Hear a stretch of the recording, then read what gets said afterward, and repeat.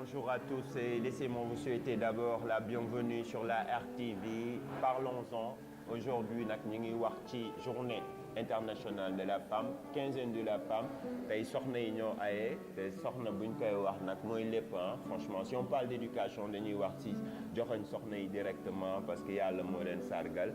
Donc ça se passe sur la RTV. Parlons-en. Donc Jalis à la présentation. Et mooy ni mu ko waxee woon rek sunu ganu tey nag mooy Sophie Ndour di juriste enseignante en même temps responsable politique. Également on a une chroniqueuse de l'émission, elle s'appelle Zeynab Dansokho. Donc Zeynab Dansokho élève-le en même temps et tout. Zeynab, ça va? Ça va bien. T'as la pêche? Ouais, ça va comme d'hab. Journée internationale de la femme quoi. En fait. Ouais, ça se passe bien. Très bien, très bien. Aujourd'hui on va chanter les louanges des femmes quoi. Ouais, normalement, c'est essentiel. Comment tu trouves la journée nan nga ko gisee journée de la femme ak ñi nga jot a waxtaanal ci journée bi luñ la jot a wax lan nga fa tàttaat. Eh ben, ñi ma jot a waxal ñëpp elle trouve que c'est une journée très cool pour elle. Parce que tey ci année bi yëpp benn journée rek lañ leen ci jagleel muy le 8 mars aujourd'hui. Et elles sont très très contentes pour tey jii bien vrai qu'elles trouvent qu'il y a pas mal de choses yoo xamante ne war nañ ko améliorer pour elles, mais que peut-être avec le temps ça viendra inchallah. Inch'Allah, ça viendra. En tout cas, c'est ça qu'on vous souhaite. Inch'Allah, dina gën a yaatu voilà ñoom ñu ne foog ñu gën ko améliorer quoi yokk ci ay affaires et cetera journée rek dafa ndaw quoi. Ouais. Mais c'est normal. Journée rek dafa ndaw de Si. Normalement, chaque jour, war nañ leen chanter seen ay louanges et tout. Donc, elle trouve que il y a pas mal de choses yoo xamante ne war nañ ko def pour ñoom. Comme par exemple ñu jàppale leen tuuti ci seen ay liggéey et tout ak ci quelques places yoo xamante ne war nañ kaa mën a occuper normalement dans ce pays en tant que femme. Voilà, c'est ça. Voilà, justement, on a vu également que la scolarisation des filles, par exemple, am nga ñu ngi jot a waxal et tout la moo tax jigéen ñi par exemple ñu ci ëpp lu ñu la wax si pourquoi jigéen ñi duñ leen dugal école surtout dans les zones reculées. Eh ben, le problème en fait. kan la parents yi la wala ñan la exactement. ci faute parents yi la mais aussi ci ci seen problème kii kayit la. Parce que genre buñ génnee ci Dakar carrément am na fi ne ci Dakar. mais ci yenn dëkk yi day am ñoom te dañu jox seen i doom. mais duñ leen defaral ay extrait. tu vois duñ leen déclaré. Voilà duñ leen déclaré donc pour ñu dugg ci biir kii pour ñu commencer jàng day métti si ñoom. Parce qu'il va falloir qu'ils aient d'abord des extraits avant ñuy dugg. am say parents yoo xamante ne sont tellement négligents que dañuy ne genre c'est pas grave pour les filles tu vois dañ leen di bàyyi genre ñoom ñu nekk ci biir kër gi après ñu dem inscrire seen i doom quoi. genre dañuy marginaliser seen doom yi jigéen ñi. disons que certainement bu màggee mën na am jëkkër. tu vois donc kenn war naa mën a liggéey. tu comprends. donc dañuy jël jigéen ñi marginaliser comme ça et négliger leen. Zeynab, je vous rappelle que c'est une chroniqueuse de l'émission Parlons-en donc di wax na benn aspect bu am solo boo xam ne soulevé wu ñu ko woon mooy déclaration wu jigéen ñi xale yi surtout parce que parents yu bëri dañuy jur seen doom duñ ko déclarer pour déclarer ton fils c'est trop facile ça demande juste le certificat d'accouchement plus les photocopies d'identité des parents nga dem état civil mooy mairie yi nga dem boo demee ci mairie yi ci état civil yi nga dem officier defal la déclarer la sa doom nga xam ne bu amee kayitu juddu di nga ko mën a inscrire école sinon bu amul kayitu juddu boo ko inscrire école ba mu def ba classe d'examen du ko mën a def parce que du am kayit donc li mu wax nii dafa am solo pour parents yi aussi bàyyi ci xel bu baax a baax surtout jigéen yi nga xamante ni ba tey amuñu kayitu juddu ak jigéen yi nga xamante ni ba tey mënuñu dem école. Voilà gis nañ benn remarque aussi loolu ñu ngi ciy waxtaan yàgg na ñu ngi ciy def ay sensibilisation et cetera mooy mariage forcé c'est dû à quoi affaire de ethnie la mbokk la wala affaire de xaalis. Bon c'est un peu des deux. Affaire ethnie am na yoo xamante ni seen doomi jigéen ñi depuis ba ñuy nekk xale dañ leen di takkal ay buum. je comprends loolu ci seen problème ethnie la. am ñoo xamante ni dañuy forcer seen doom yu jigéen pour ñu marié wu espère genre en pensant que ñoom dañuy am. Seen avenir dina garantir étant marié à des hommes riches tu vois dañu prendre en compte ce que peuvent ressentir leurs filles ou pas tu vois donc ils pensent toujours que buñ jëlee seen doom yi marié leen ak boo xamante ni bu ma ne yor na lépp mais il est assez friqué, tu vois. Donc dañuy jàpp ne kooku dina mën a jàppale seen doom. Donc il ça aura c'est par intérêt quoi. voilà par intérêt. ñoo xamante ni aussi genre comme ethnie yëpp y a pas mal d'ethnies yoo xamante ni depuis ba nga nekkee xale. non pël yi xamul ni ñuy def ah Sira Ba maa ngi koy tooñ fii nii pël yi xamul ni ñuy def yow léegi da ngay judd ah nga nekk xale. ñaari nekk xale ñu jël ne takkal nañ morso kenn ki quoi au fait léegi yow ku jigéen ki bu màggee gis benn gain boo xamante ni ci mbedd mi lañ tase mu nopp ko ñoom ñaar nobante après gain bi day perte parce que ku jigéen ki c'est perdu d'avance pas parce que am na jëkkër déjà mais du ci doogul sax waaw mais du ci pël yi kese xam nga loolu en fait làkkat yëpp genre on peut dire la plupart des ethnies yoo xamante ne ñoom ay làkkat lañ du coup ñoom noonu lañ mel da ngay nekk xale dañ leen surtout boo nekkee jigéen genre dañ lay préparer à bas âge. genre dañ lay bëgg a maye voilà utal la jëkkër. tu comprends de ce fait dinañ la mën a maîtriser dañuy jàpp bu ñu defee loolu mën nañ comment dirais-je mën nañ assurer peut-être sa éducation il pourrait faire peut-être en sorte que tu puisses t'abstenir bañ a yàq sa bopp tu vois. moo tax bu ñu jógee genre bu ñu amee seen xale seen doom après dañ leen di taxal ok wax leen ne am nañ jëkkër. Voilà, c'est Zeynab Dansokho qui parle, chroniqueuse de l'émission Parlons-en. Zeynab, aujourd'hui c'est la journée internationale de la femme. Un message à lancer à toutes ces femmes-là ak journée bi noo koy dundee yow personnellement parce que li nga fi doon wax lépp li nga taataan la ci ay nit mais yow nan nga koy dundee ak yow nan nga ko gisee ak un message à lancer à toutes ces femmes-là. xanaa di kontaan rek comme d'habitude. parce que di ñaan autorité yi ñu may jigéen ñi seen gëdd vraiment ñu jox leen seen gëdd dans la société di encourager femmes yi sama morom yi suñu maman yi à ce qu'elles posturent à ce qu'elles continuent à travailler à être des battantes peut-être qu'un jour pourquoi pas suñu révolution boobu tamit xaw ñu def suñu révolution war a mën a tolloo ak yéen def seen révolution boobu bien sûr jigéen ñi bu ñu révolté dina garaaw de ah dina garaaw jigéen ñi bu ñu révolté dina garaaw de. xanaa ñu nekk au même niveau kon yéen policières yi lañ leen di booleel parce que góor yi day compliqué quoi en fait. non révolte boobu du musa am incha allah jigéen ñi bon comme que jot ngeen fi am ñaari premier ministre après dina gën a yaatu incha allah. war naa mën nañ am plus que ça en fait. président. bien sûr pourquoi pas gëm ngeen ko. gëm nañ ko war nañ kaa mën a doon. ban période ngeen ko appel président mënul nekk 2024 mënul nekk tamit peut-être 2029 est-ce que mën na nekk. mën naa nekk incha allah. bon Sophie Ndour va me dire le contraire mën na nekk. si bien sûr. mën na nekk quoi. ouais.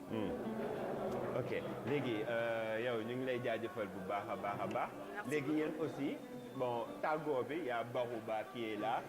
dañuy toog ñun ñëpp moom day daf leen di wayal mu wayal leen comme ça ñu tàggoo ci jàmm ak salaam n'est-ce pas voilà donc je vous rappelle que c'était Zeynab Dansokho chroniqueuse de l'émission Parlons-en moom mu am lu mu taataan ci ay nit ñu wax ko ni ñu xalaatee ci jigéen ci ay soxna ni ñu xalaatee ci journée bi etc quinzaine de la femme donc aujourd'hui on est le 8 mars quinzaine journée internationale de la femme donc jigéen ñi la ñuy sargal te jigéen ñi duñ taay di leen sargal. donc rafetlu journée bi dans la mesure où ça permet quand même à la femme d'avoir une journée boo xam ne moom rek moom lañ ko dédié même si moi je trouve que la femme on doit la fêter les 365 jours toute l'année.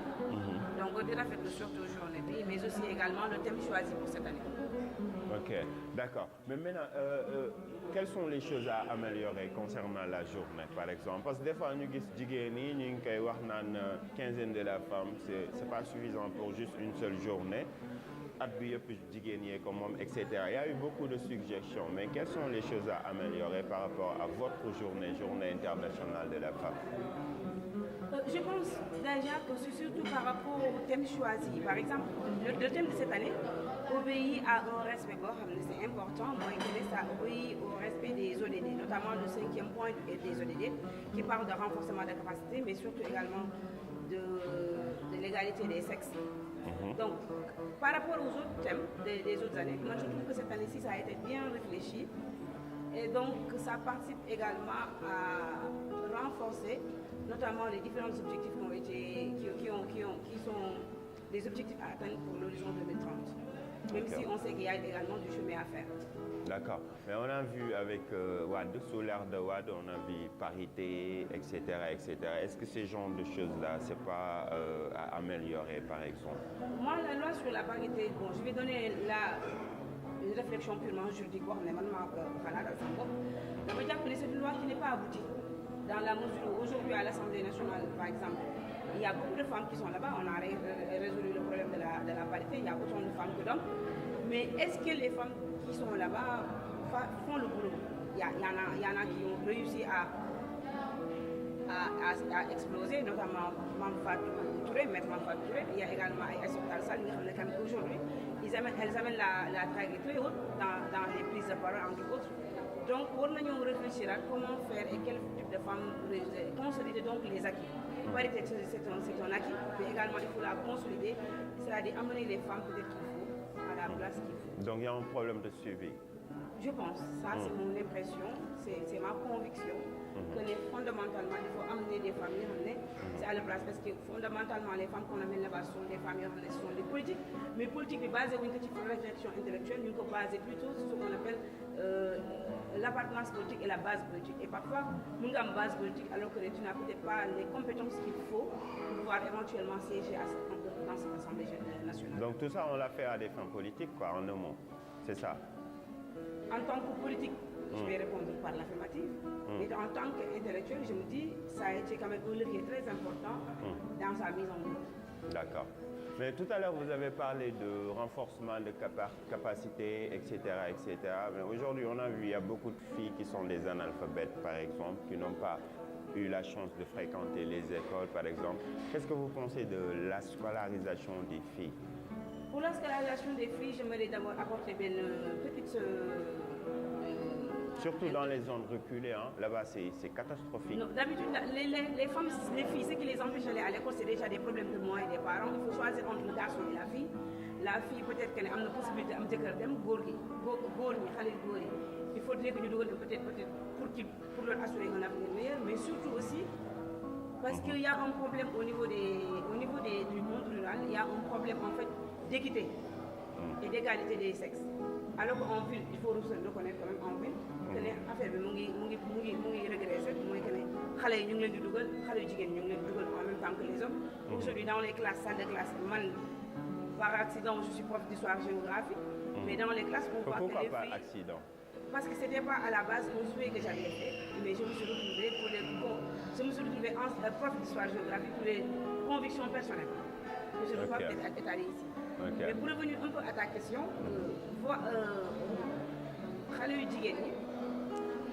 le fait de les maintenir à l'école, c'est déjà une sensibilisation au niveau du monde rural d'abord, surtout pour lutter contre les grossesses précoces. Mais la sensibilisation, ça existe? Moi, je vais expliquer déjà pour lutter contre les grossesses précoces. Ensuite, par rapport au mariage précoce. Par rapport à cela, il faut reconnaître également que l'État du Sénégal a fait une avancée considérable. Avant, par exemple, quand une fille tombait enceinte, on l'exclut automatiquement à l'école. Aujourd'hui, les filles ne sont pas exclues. C'est-à-dire qu'il y a des renvois, mais ce sont des renvois temporaires. On permet à la fille de sortir de l'école, d'aller, d'accoucher et de revenir. Ce qui auparavant n'existait pas. Auparavant, si elle est mariée, peut-être pour le maintien, mais si elle n'est pas mariée, par exemple, un problème. Les associations de femmes, également les questions de genre par rapport à cette question-là ont été soulevées jusqu'à ce que l'État du Sénégal quand même importance nous permettre de renvoi temporaire. Avant c'était des renvois définitifs, maintenant c'est des renvois temporaires. Ce sont quand même des avancées qu'il faut les saluer que l'État du Sénégal a fait. Donc Sophie Ndo, en tant qu'aussi enseignante, il faut le dire quoi, parce qu'il y a une petite casquette. Aujourd'hui, est-ce que ça ne pose pas problème toujours parce que dañuy gis jigéen ñu bëri duñ dem école duñu jàng etc. Donc il y a des sensibilisations etc. Mais jusqu'à présent ça reste quoi. Jusqu'à présent ça pose problème. À ton niveau aussi, ban politique la ñu war a def pour que au moins jigéen yi mën a dugg ci école yi jàng? Déjà la question genre est très importante et elle prend en compte l'ensemble de ces Ensuite, la sensibilisation, elle est importante. Mais on peut le faire aussi en franco-wolof pour que tout le monde puisse comprendre. Vas-y. Ensuite, il y a la sensibilisation qui doit être accentuée dans le monde rural parce que nous avons des mariage précoce mooy tax xale yi jigéen l'école, mais aussi également mariage forcé aussi moom mooy tax xale yi génn école wala grossesse précoce également mooy tax xale yi jigéen génn école. Mais am na benn affaire boo xam ne par exemple tey jii am naa sama benn xarit boo xam ne da ciy def ay liggéey bu doy waar bu ci ayib. Mooy le fait par exemple que dans le monde rural les filles quand elles ont leurs règles elles peuvent quitter l'école pendant 6 jours. loolu day en fait dafa nekk benn tendance boo xam ne dafay pousser jeune fille bi à délaisser. Et donc il y a une fille boo xam ne elle s'appelle Fatou Bintou Madame Cissé. Fatou Bintou mi ngi créé ay serviettes hygiéniques réutilisables pendant 2 ans qu'elle offre grâce à l'aide de partenaires comme World Vision entre autres avec lesquels elle travaille. nga jàppale mu dem dans ce monde dans le monde rural di may ay serviettes hygiéniques. Loolu également ça participe à renforcer ce qu'on appelle la présence des jeunes filles dans les écoles, mais également de lutter contre l'analphabétisme des filles. Aujourd'hui, si vous prenez l'exemple de notre pays, par exemple, des pays pauvres, par exemple, comme le nôtre, et d'autres pays, par exemple, si on prend en référence, par exemple, da ngay xool référence ci pays boo xamante ni moo gën a avancé sa dëkk moo gën a développé yow tu as eu la chance de beaucoup voyager nan nga gisee yeneen dëkk yi par rapport ak sunu dëkk concernant la scolarisation surtout des filles nan nga ko gisee yow. Ta question est très mitigée dans la mesure où su nekkee da nga jël par exemple un pays comme la Finlande que tu as fait boobu la scolarisation elle est 100%, c'est-à-dire ñëpp dañuy yem école mais que jël par exemple un pays comme le Bénin ou le Burkina ñooñu parfois sax tu te dis que le Sénégal est beaucoup plus en avance si ñoom parce qu'il faut reconnaître aussi que avant le taux de scolarisation moo xam muy jigéen muy góor était très faible au Sénégal. Le président Abdoulaye Wade a montré la voie et aujourd'hui quand même on a un taux assez acceptable. Donc par rapport à ça aussi il faut reconnaître, il faut relativiser parce que l'État actuel quand même a su mettre des leviers yi nga xam ne ça permet aujourd'hui non seulement de rester à l'école mais ça favorise aussi tamit l'accès à la scolarité. Par exemple da ngay def dans le monde rural là-bas il y a des conseillers des collectivités territoriales yoo xam ne dañuy promouvoir la scolarisation de la jeune fille, notamment xale yu jigéen ñi dañu leen toucher ay cahiers, dañu leen toucher ay livres juste pour les maintenir à l'école pour également créer ce qu'on appelle cette égalité-là des deux sexes. D'accord. Aujourd'hui di leen fàttali ni soxna yi ñoo aye parce qu'on parle de la quinzaine de la femme et si on parle de la femme dañuy wax jigéen moom mooy ëmb jigéen mooy jur jigéen mooy yar si on parle d'éducation ñoom la ñuy njëkk a joxañ parce que déjà doom yaay la gën a jege que papa donc jigéen mun naa ne mooy lépp te yàlla moo ko njëkk a suturaal moo tax ñun foog ñu suturaal leen foog ñu sargal leen benn jour kese doyul 15 jours kese doyul 1 mois kese doyul benn at kese doyul waaye dañ leen war a sargal mu doon loo xam ne ça sera éternel parce que jigéen mooy lépp moo ñu jural ay kilifa yu am solo yu ñu xam ci Sénégal monsieur Ahmadou Bamba Alaaji Malick Sy Maulana Cheikh Ibrahima Niass et cetera moo tax tey ñoom lañ fas yéene sargal tey sur la RTV si seen émission Parlons-en aujourd'hui nag Parlons-en loolu la def benn point bu am solo mooy sargal jigéen ñi léegi di ngeen am incha allah Baro aussi dina ñëw woyal jigéen ñi waaye bu am solo bu ñuy wax sargal jigéen aussi mënuñu wax sargal jigéen te duñu wax les postes de responsabilité aujourd'hui yow xam nañ ni responsable politique nga juriste enseignante en même temps et cetera poste de responsabilité jigéen ñi aujourd'hui ici au Sénégal c'est mis en rade ou bien ça existe parce que jot nañ fi am première ministre sous l'ère de Wade sous l'ère de Macky Sall aussi am nañ première ministre jigéen ñaari yoon donc ci histoire u Sénégal bi nga xamante ni jël na indépendance depuis 1960 déjà combien d'années yàgg na disons 59 ans ñaari yoon lañ ci mës a tabb premier ministre yow nan nga ko gisee ak yeneen poste de responsabilité ci instance yi nga xamante ni ñoo gën a kawe lu tax duñ fa tabb jigéen ñi yow nan nga ko gisee en tant que femme. Déjà te dire que le grand problème que l'Afrique a c'est surtout ce qu'on appelle la tradition africaine qui fait qu'on a une société masculine de manière générale. C'est-à-dire que fondamentalement, le Sénégal a été colonisé certes, on a une mimétisation, une transposition peut-être des institutions françaises, la grande métropole, le colonisateur. Donc, on a voulu quand même rompre, mais le problème qui se pose, moi, parfois, l'histoire quelquefois a été écornée. Comme par exemple, quand tu entends parler des porteurs de pancartes. On parle très souvent des porteurs de pancartes, mais on ne parle jamais des porteuses de pancartes. Et pourtant, c'était des enseignantes, c'était des juristes à l'époque, qui, au même titre que les Baïjak Diop, ont porté le Sénégal vers l'indépendance et on n'en parle pas. Peut-être c'est dû, peut-être à cette époque-là, le fait que les médias n'étaient pas très, très nombreux. Il y avait mais on a vu aussi l'exemple de certaines femmes battantes comme Maïmouna Kane, etc. Mais aussi, également, une affaire c'est très important, moi, que les Sénégalais ont eu le même droit de vote en même temps que la France. Les femmes françaises ont eu le droit de vote en 1944. Les femmes sénégalaises ont eu le droit de vote en 1944. Donc les femmes ont eu un rôle à jouer. Sans oublier également les femmes de l'air. L'histoire, des fois, on en parle pas, on n'en sait pas dans les classes. Et c'est très intéressant qu'on le mette dans le programme éducatif sénégalais pour permettre aux Sénégalaises de comprendre qu'il y a d'autres femmes, comme des Simone Veil, qui sont battues pour l'indépendance de ce pays, mais surtout également pour le développement de ce pays. Nous, un peu sur les institutions, je le disais tantôt que nous avons une société, c'est une société qui est dirigée. Et que nous avons confiné au niveau des maisons, au niveau des... Est-ce que vous commencez à disparaître? Non, c'est mélangé, oui. Dans les sociétés, oui, parce que dans les sociétés aujourd'hui, c'est la performance qui paye. Une femme performante vaut égal à un homme performant. Mais au niveau des institutions, moi je trouve qu'en tant que femme politique, on devrait quand même songer à confier beaucoup plus de responsabilités aux femmes. Donc même si on sait que, bien sûr, parce que tu ne peux pas comprendre que dans un gouvernement de 31... Vous avez eu 2 premières ministres femmes? Non, mais est-ce que notre premier ministre fait en soi le nom? Je donne un exemple.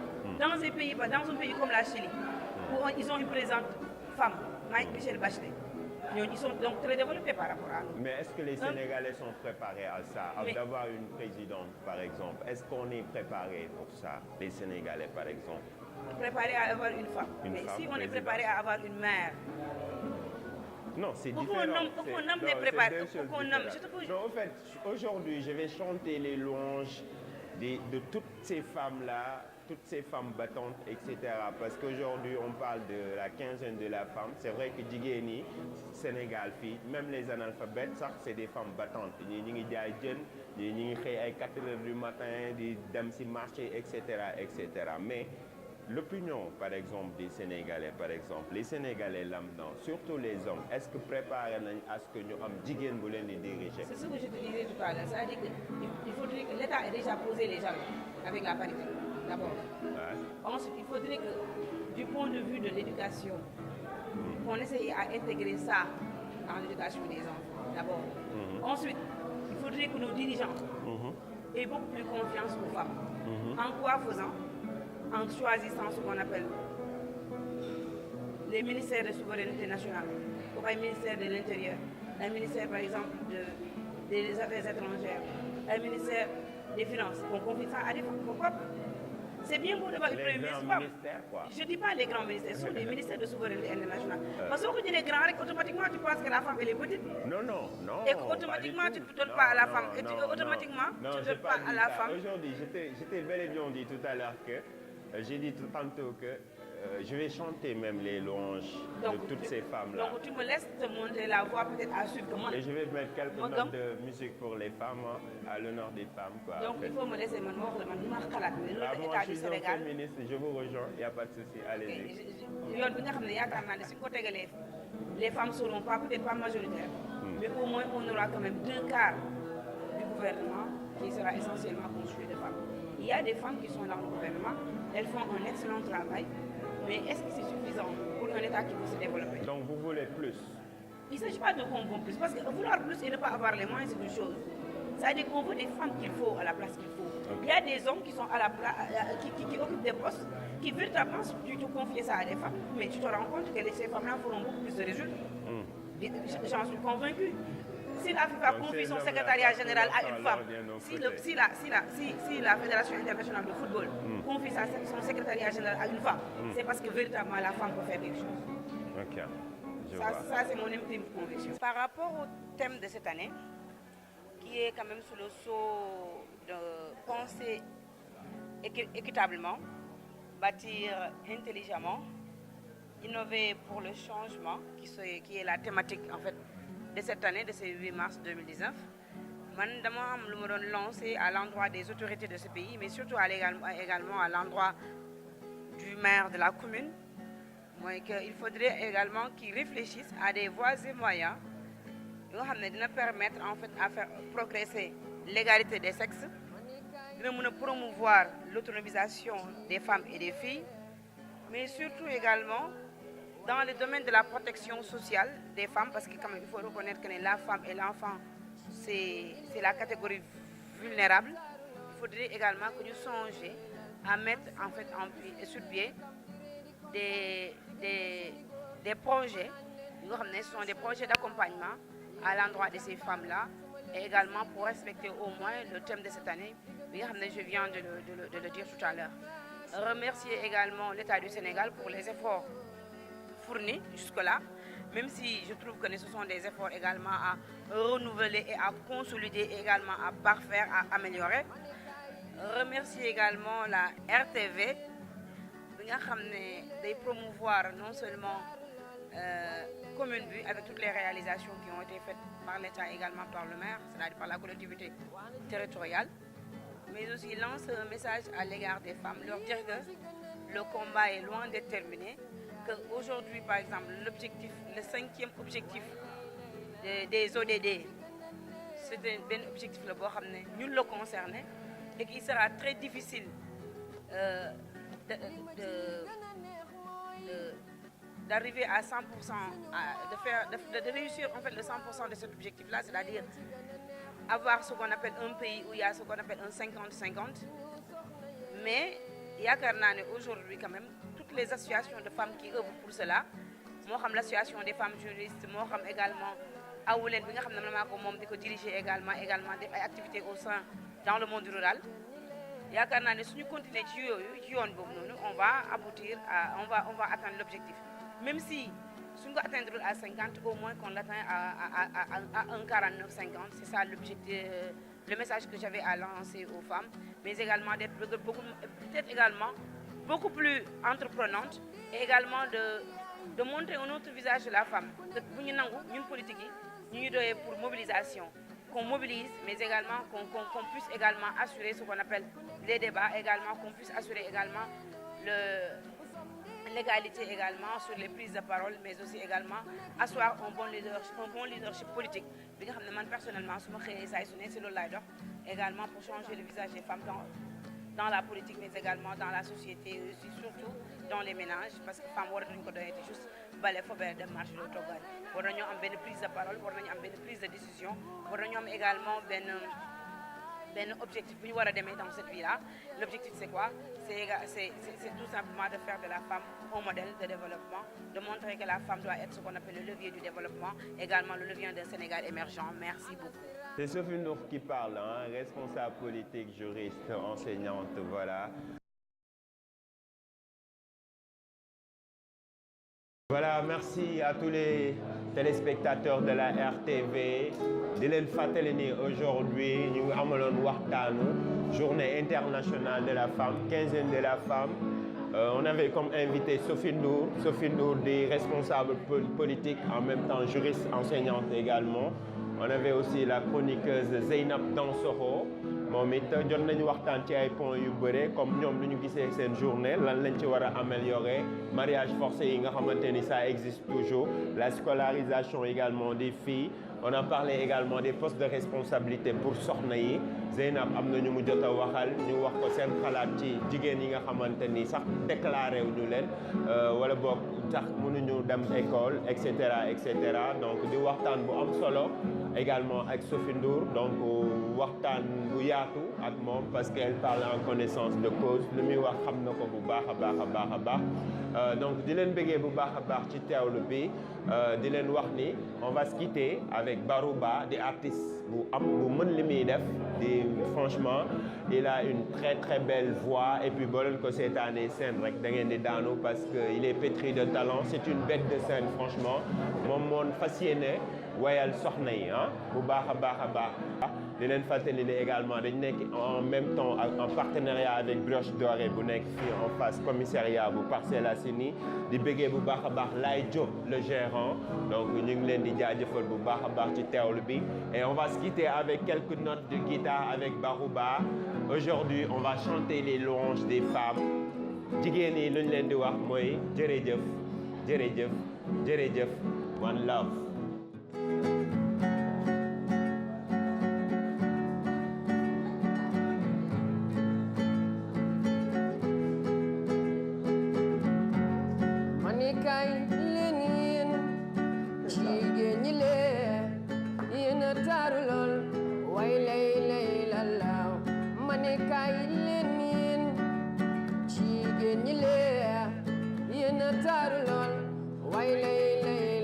man suma leen gisee ngeen di kaf di ree di kontaan di gëm yéen seeni góor ma naan leen macha allah yéenay jàmbaar suma leen gisee ngeen di kaf di ree di kontaan di gëm yéen seeni góor ma naan leen macha allah I love you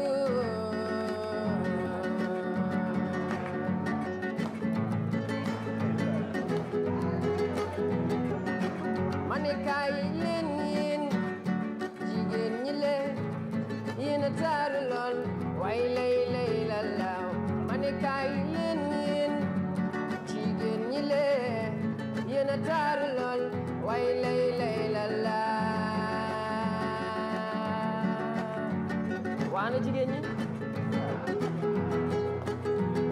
lii ma ci gën a neex mooy suñu yaayee waaye lay la lii ma ci gën a neex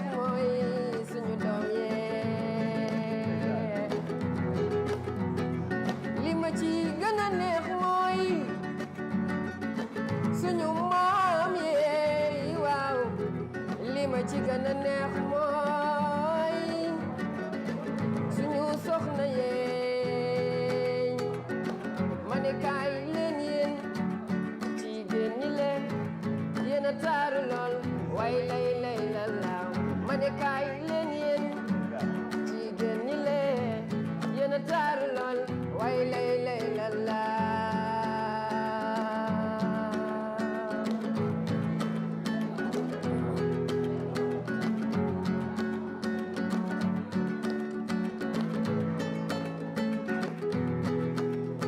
bu samedi ba ca guddi yaay ku nekk di nga bëgg ànd sa jigéen nooy bu samedi ba ca guddi yaay ku nekk di nga bëgg ànd ak sa jigéen nooy bu samedi ba ca guddi yaay ku nekk di nga bëgg ànd ak sa coroy ndeysaan suñu jigéen ñaa ngi fi teewal jigéen ñe ana Zeyna boy waaw man way naa Sofiyaay yéen a fi teewal jigéen ñi Sénégal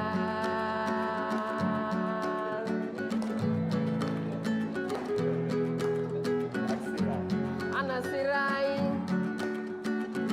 siraa bi mën a góorooy góor ñi man jigéen ñi siraa way naa la yaa moom lii